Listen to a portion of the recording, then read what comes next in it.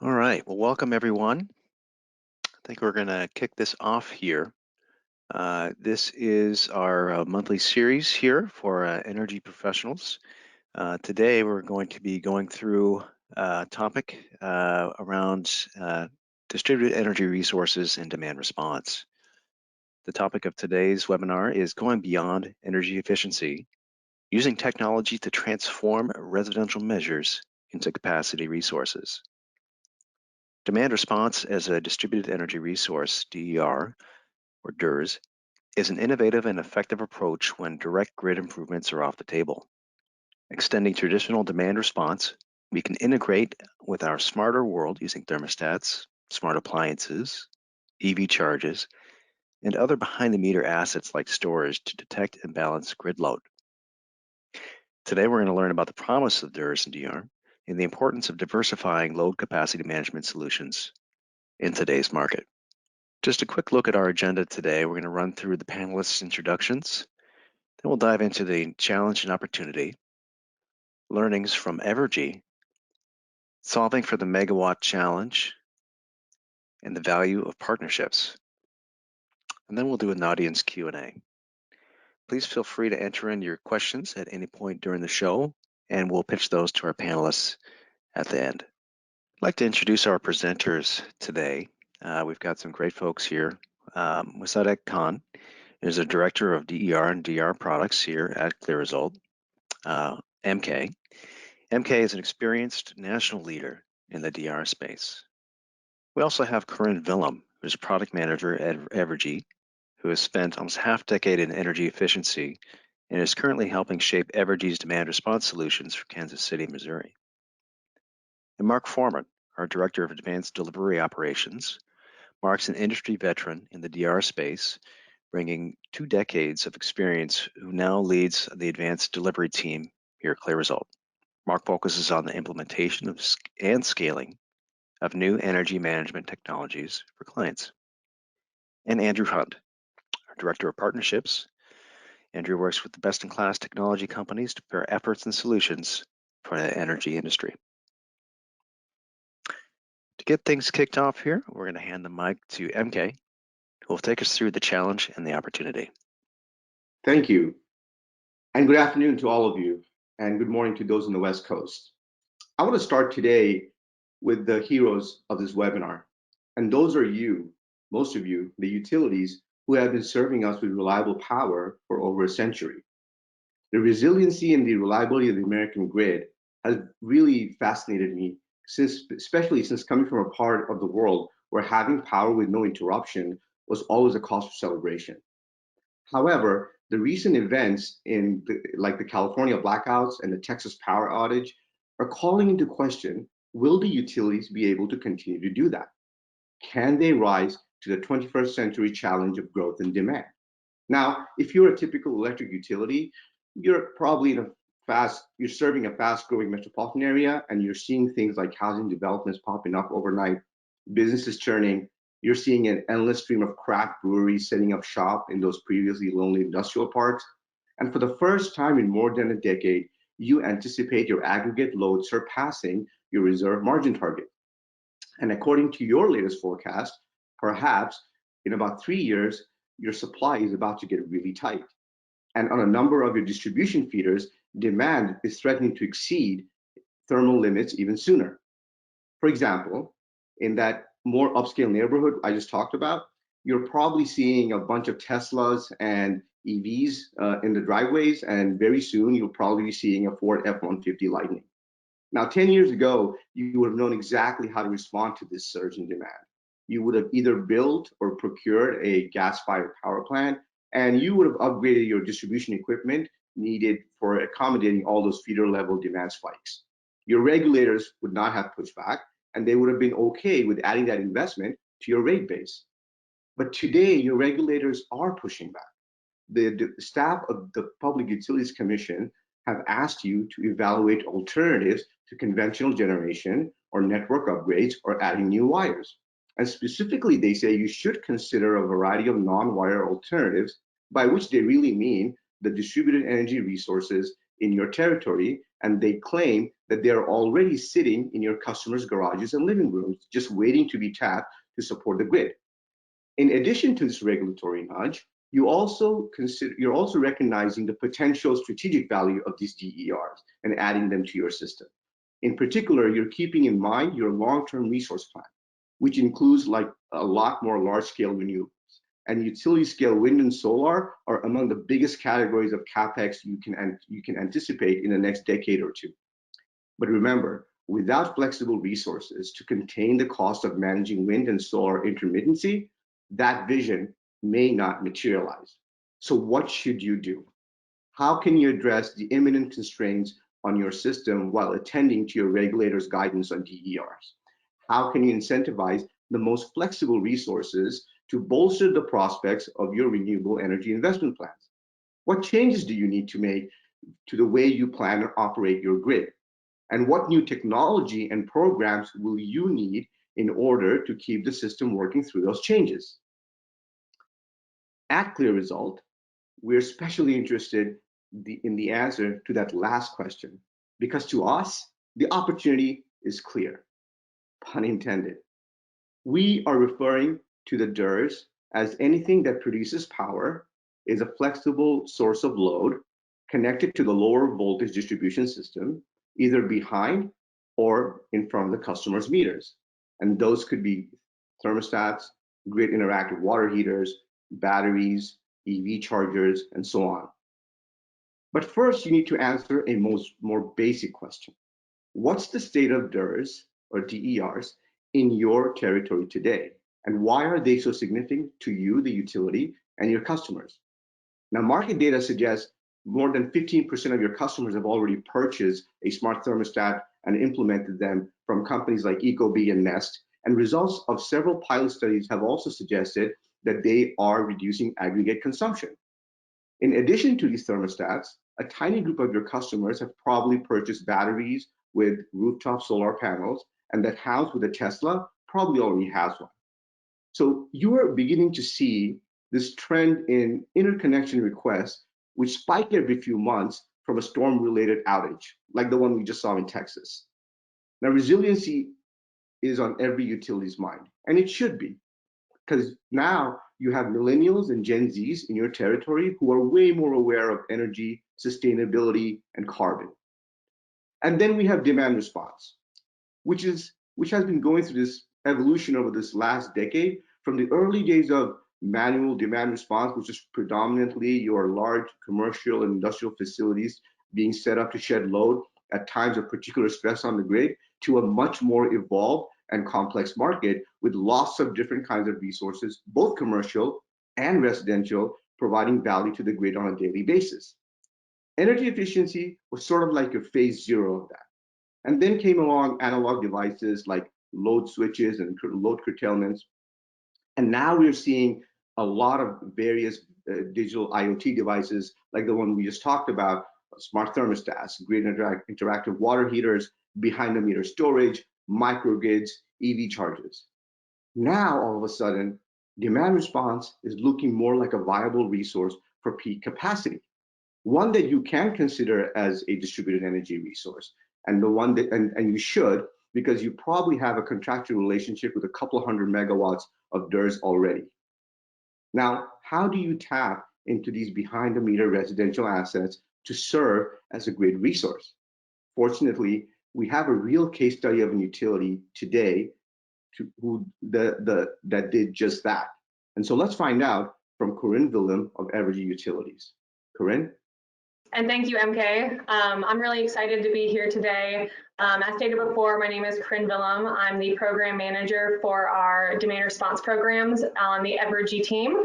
So we have our residential demand response program, which I'm going to talk about today. We also have a CNI demand response program as well.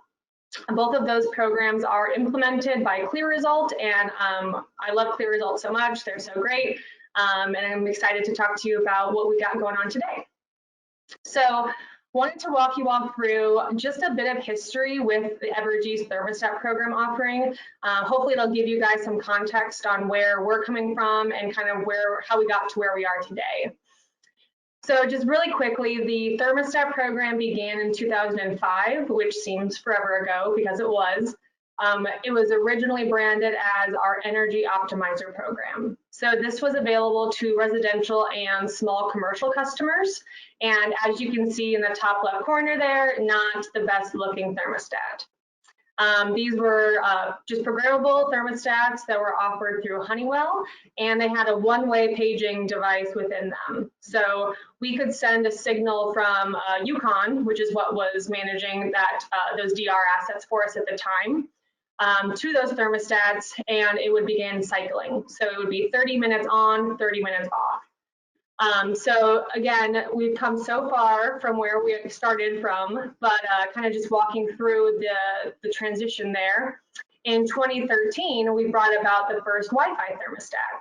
So that was our first opportunity to look at, okay, who's online, who's offline, who's responding to these events, and what can we do to improve the KW reduction we're getting from calling these thermostats.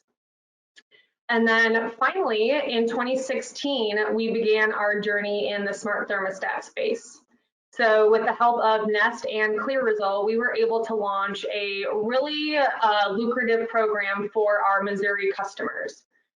This program offered a free Nest learning thermostat, so that 3rd gen one that you see there, at no cost. There was also a no-cost installation option for customers that didn't feel comfortable installing the device themselves. If customers did feel comfortable installing it themselves, we would ship it to them. They had 14 days to install it. And then once we saw that device as activated, we would send them a $50 check. And then we also had a BYO option. So customers that may have already purchased their device through a Lowe's or a Home Depot, they were also eligible to enroll that device on the back end through our BYO channel. Those customers received a $100 check once we saw them come through as activated. So with all of those incentives and the free thermostat and the free installation option, we did very well. The thermostat program was an amazing success during our MIA Cycle 2, which stands for our Missouri Energy Efficiency Investment Act. So bringing us to 2020, 2022, which is our MIA Cycle 3, we have learned a lot, and I'm going to get into our current program offering and some lessons learned, but just really briefly wanted to mention that the program offering has changed a bit, but we've kept a lot of the core values. So if you want to go to the next slide. So our current residential offering consists of 4 different models. So we have the cheaper of each and the more expensive version of each. So you can see the options there for Ecobee and Nest thermostats. We are in the works of bringing on Emerson as an additional option for customers that may not like that super techie look of a thermostat. They might just want something that's on the wall and easy to use. Our thermostat program consists of around, average of 5 to 7 energy savings events each summer. So our season lasts from June to September, and we deploy a set point increase for our events. So Nest runs their rush hour rewards algorithms, and then Ecobee runs their Eco Plus. So we have really great participation during our events. We average around a 20% opt-out rate, and that includes, customers that may opt out at the last minute. But we average around a 20%. The last couple of years, it's been less, which is really great to see. And then we also have had very great evaluations. So our last evaluation for cycle 2 gave us a 1.4 kW per device. So in the MIA world, that's fantastic because that means that we don't have to install as many devices because each device gives us a good amount of kW. And then we have our legacy thermostats that you saw in the last slide still available to call. So even though those look really old, it's surprising how many are still on the wall and are receiving our event calls. And then we have those cycle 2 thermostats as well. So combining all of those thermostats and the cumulative amount of megawatt reduction that we get is around 114. So that's obviously an estimate, especially with those one-way paging devices that we're not totally sure. but with the data that we have, we're sitting around 114 megawatts.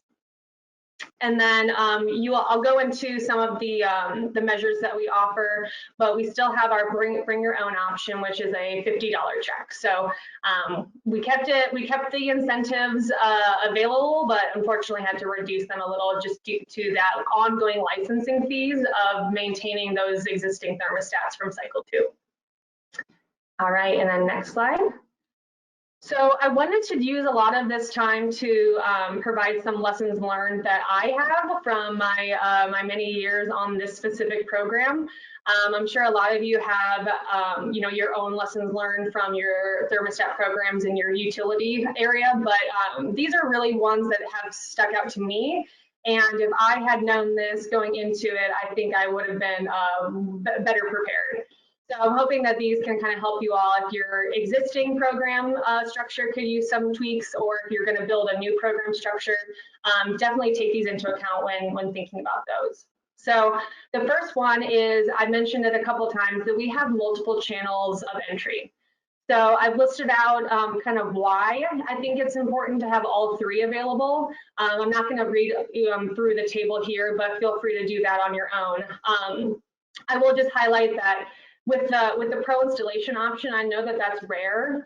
We have CLEAResult technicians that work specifically on this program. That's all they do. They go into homes and they install thermostats for us, and then they'll also service those thermostats 24/7. So that is a unique aspect to this program, but we get a lot of customers that are not comfortable installing it themselves. And when you think about it, that is a BYO and that is a do-it-yourself. So unless they're having their HVAC contractor install it for them, that's really their only option of entry. So I would definitely always suggest having that option. If it's through CLEAResult or your implementer, all the better. It's just way more cohesive and there's a lot more communication flow that's there. And then specifically on do-it-yourself, I know that that's been really taken a lot. Like a lot of utilities are offering that to their customers. And this may be commonplace now, but pre-provisioned devices are a necessity. So back in the day, we tried out a portal ordering process that didn't allow for pre-provisioning, and we saw terrible activation rates. So if a customer needs to take an additional step to be fully enrolled in the program, you can anticipate that your activation rate will suffer. So making sure that the device is pre-provisioned with your program before it's shipped to the customer allows them to just do what they normally would do, install the thermostat, connect it to Wi-Fi, and connect it to their app, and then they're automatically enrolled in the program. So it makes it easier for you, it makes it easier for the customer, and it's really going to improve your activation rate. So for example, we had to catch up quite a bit with our activation rate, just because we started out with those non-pre-provisioned devices, and we also didn't have an activation campaign in place. So we got up to a 86% DIY only activation rate, which is fantastic. And we had a 93 overall activation rate. So that includes all of our pro installs and our BYOs. So we're really, really proud of that. CLEAResult helps us implement our activation campaign. So I mentioned that here, that is an absolute requirement if you're going to do a DIY. Establish some sort of cadence that you are going to reach out to customers that haven't installed their DIY device. For us, it's two emails. One is sent 14 days after the order. One is sent 25 days after the order. If the customer doesn't respond to either of those emails, we'll start sending them direct mailers. And then we have the option of doing an outbound call campaign. We haven't had to do that quite yet in this cycle, but that is something that we implemented in cycle 2. So it's really just offering the customer those different opportunities to get help. Is it that you don't know how to install it? Is it that you want to return it? Do you need just over the phone assistance? Do you need someone to come out to your house? So really just meeting the customer where they're at and making sure that they get the help that they need. That's really what that's all about. And if you want to hop to the next slide, the last couple lessons learned that I wanted to go through really revolve around data. And I know too much about our data stuff, and I really wanted to share that with you guys because I really wish that someone would have told us to have this stuff in place, you know, prior to or relatively soon after your program deployed. So the first one is some sort of move in, move out tracking. This is crucial, especially when OEMs aren't providing you the full data sets. So making assumptions and communicating those assumptions to customers. Can the device be brought with you from home to home? Is the device supposed to stay at the premise that it was originally ordered at? All of those types of things. So it's important that we communicate those assumptions to customers and then build those assumptions into the move in, move out automation within your CRM. The second item is OEM warranty information. So a lot of utilities are using marketplaces, a lot of utilities are using, you know, subcontractors for sending out devices. It's really important to understand where customers are going to get replacement devices. Out of warranty, they may come to the utility to get a new device, but within warranty, it makes sense for that customer to go straight to Nest or to Ecobee. So it's important that you request that warranty information from those OEMs to ensure that you're getting old serial number, new serial number, making sure that the data in your CRM reflects that data. It's really, we found out the hard way that not getting that data really can impact your evaluation. And then finally, connectivity cleanup. So if you can get online, offline information from your OEM, building some processes around that to ensure that you have full participation from all of your available customers when needed is awesome. We're still working on this, to be totally honest. We haven't fully implemented this, but again, I wish someone told me this when we were deploying our programs. So just utilizing that online, offline data, and again, building out some sort of campaign from that. So if they're offline for X number of days, what do they get? And then if they're offline for 90 days, do they get dropped from your program? Those are just some things that are to think about and build into your day-to-day processes. So I think that's all I got. And now I want to toss it over to Mark. Hey, thanks, Corinne. So as we know, at its core, demand response is the engagement of end customer loads for grid management. And while demand response itself is a long established practice in the energy space, the evolution of end customer load and distributed generation in the form of solar, electric vehicle charging, storage, and smart appliances is transforming the potential for demand response. These new types of end customer loads and distributed generation are often viewed as a challenge to grid operations and stability, and without control, they are. On the other hand, a properly designed, developed, and managed demand response program allows you to turn these controllable endpoints into assets you can manage to improve reliability, reduce your cost of generation, transmission, and distribution, address substation and feeder infrastructure issues, and enable services such as voltage and frequency control. To achieve these goals, you ultimately need to be able to manage customer loads and thus engage, onboard, and support the customer themselves.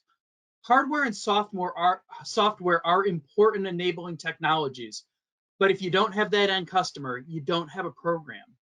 CLEAResult focuses our offering on bringing demand response to the customer with full service program management, segmentation and marketing, and onboarding and enrollment that accompanies hardware and software for management and control.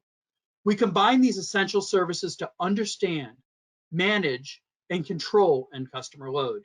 Enabling the customer is just as important as enabling the technology. We leverage our experience in both areas to deliver full service DR. And as Corinne mentioned, you need data that allows you to understand both the customer and the technology. As such, we focus the technology side of our solution on ownership, management, and analysis of all data associated with a program, pulling all sorts of data sources from customers to loads to technology into our platform allows us to understand both the customer and the impact of demand response technology on them. Understanding the data is core to demand response and thus is core to our solution. Analysis of that data lets everyone, utilities, end customers, and us, drives actions and conclusions, and thus we combine analytics from both our own team with best-in-class partner solutions to drive actionable outcomes. There are great platforms out there for analysis, management, and control of end customer demand response assets. And our comprehensive demand response solution allows us to easily partner with third-party providers that bring analytical solutions to meet a utility's customer-side goals and needs. And finally, partners bring hardware to enable end customers, whether it's thermostats or other HVAC controls, pool pump controllers, hot water heater controls, smart EV chargers, smart appliances, or other controlling devices. New load controlling hardware is coming out and improving continuously, and our platform allows us to easily partner and integrate with these technologies to utilize them to manage customers in a way that benefits the utility and provides value to the customer. Controlling hardware is a key part of both the end customer and utility demand response experience, and our demand response solution allows us to deliver both existing and new hardware solutions. And at our data and software core is our new and exciting Atlas technology solution. Atlas brings the technology side of our energy management solution together: data integrations and storage, analytics, hardware and software integrations, and customer experience, portals, and marketplace functionality come together in Atlas to deliver a full service technology solution that complements and supports our direct customer touch. Having a single platform that supports our program management and customer experience focus allows us to present a solution that truly supports both utilities and the ultimate provider of demand response, the end customer. Now I'd like to hand the presentation back to MK to discuss our solutions in more detail. Thank you, Mark. That was great. CLEAResult has always had the utilities and customers on top of mind. We know utilities, our people know utilities. And we know not all demand response programs are the same. And we know they can vary based on location, territory, customer assets, capacity need. And so we have developed a tailored demand response program for every customer and every capacity need based on the region the utility is in. Now, most of the time when we start thinking about solutions, we start thinking about hardware, software, technology. Now, all of them by themselves, while great, do not solve the problem or do not really deliver an end-to-end demand response program.